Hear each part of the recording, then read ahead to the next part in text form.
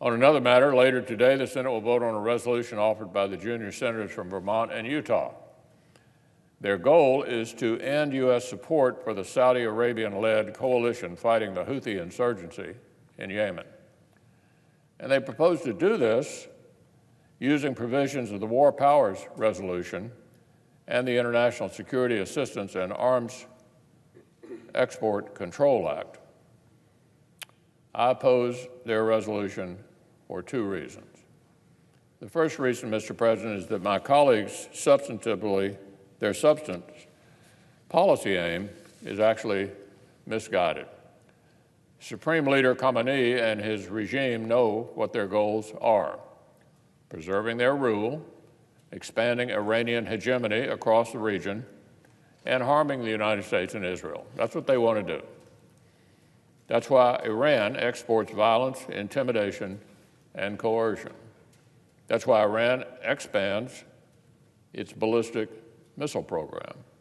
That's why Iran uses proxies such as the Houthis, Hezbollah, and other Shia militias, along with cyber attacks and other terrorism, to meddle in Yemen, Syria, Lebanon, Iraq, Bahrain, and beyond. During the Obama administration, America drew down our forward deployed military and conventional force structure. We chased after a flawed nuclear agreement. We reduced our commitment to our Sunni Arab partners. Iran noticed our reticence and saw an opportunity. It expanded its support of proxies and built strategies to exploit the unrest following civil wars in Yemen and Syria and the rampage of ISIL into Iraq. If this meddling is to be confronted, if terrorist threats are to be countered, and if arms shipments are to be curtailed, the United States will need the help of our regional partners. One key partner is Saudi Arabia. We've shared common interests for decades.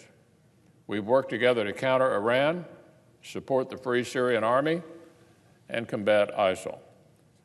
Today, the support the U.S. provides to the Saudi-led coalition, including aerial refueling over the Red Sea, contributes to greater precision in their air campaign and leads to actually fewer civilian casualties. So let me say that again. Withdrawing U.S. support would increase, not decrease, the risk of civilian casualties. And it would signal that we're not serious about containing Iran or its proxies. The Houthi presence would continue threatening shipping lanes in the Red Sea.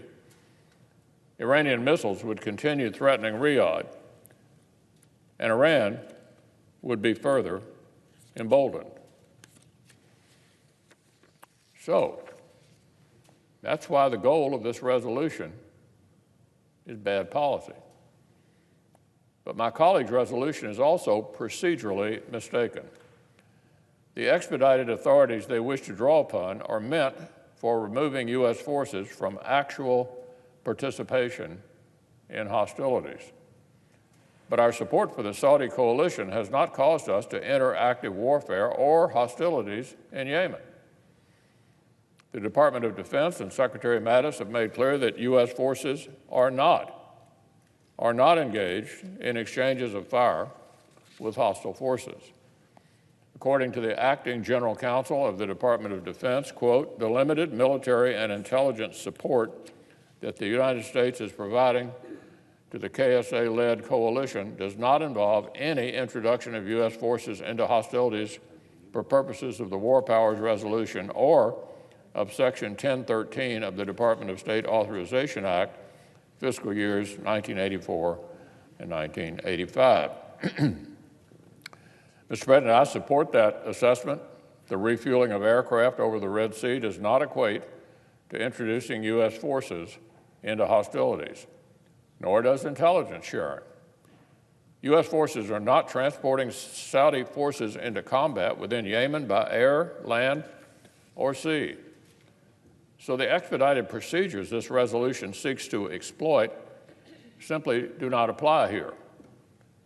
If senators disagree with my assessment of the merits and oppose our support for the coalition, they have several legislative tools available to them. They could try to restrict funds through the appropriations process. They could amend the Arms Control Export Act for the licensing of defense services, or the National Defense Authorization Act. Instead, we face a resolution which purports to require the President to withdraw U.S. forces from hostilities, in Yemen, hostilities which we have not entered. In a recent speech, Secretary Mattis explained, quote, "History proves that nations with allies thrive. Working by, with, and through allies who carry their equitable share allows us to amass the greatest possible strength." Imagine how challenging that would become if every advise and assist mission our forces undertake around the globe becomes subject to misapplication of the War Powers Resolution.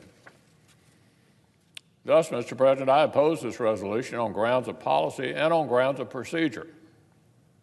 And I would urge our colleagues to join me this afternoon